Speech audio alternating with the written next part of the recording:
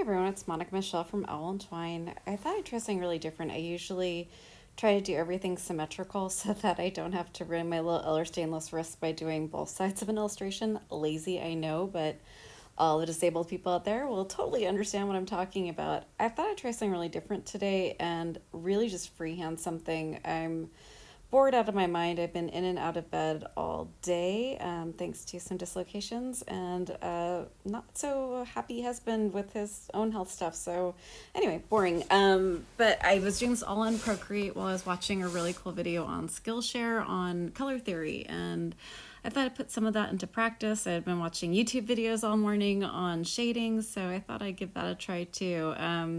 Anytime I feel too into my comfort zone, I try to shake things up as much as I can and mess around with that. So everything in here is Procreate, and I also bought some new brushes because bored, and I used a lot of those today. And when you see things like cutting back and forth and you see it changing a lot, usually what I'm doing is throwing it into PicArt, which is a really neat, slightly overly expensive app on that you can really do a lot of things with warp and change, and really great filters and some amazing stickers. I cheat a lot with my art. Really can't help it, and I don't want to help it. So that's what I tend to use. And then I use another layer app to add some more texture later on, just so it gives it a more painterly effect.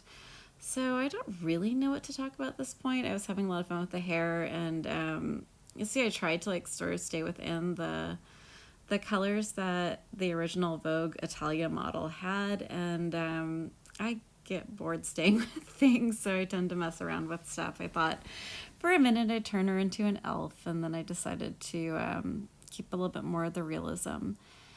If you have any interest in what it's like to be a disabled artist, please feel free to message me. I do tend to read those. If you have any questions on how to do things when you're a disabled artist, I'm always happy to answer those. I also run a podcast for people with chronic illness and disability called Invisible Not Broken. If you don't mind a lot of swearing, you are welcome to head on over and listen to it. It's just over at www.invisiblenotbroken.com. If you're interested in my illustrations or my new project, Blackwater Manor, head over to www.owlandtwine.com. If you enjoyed all this, hitting subscribe is always really nice. A like is really nice. I love comments, especially if you can help me. That would be fantastic. So have a great day, everyone.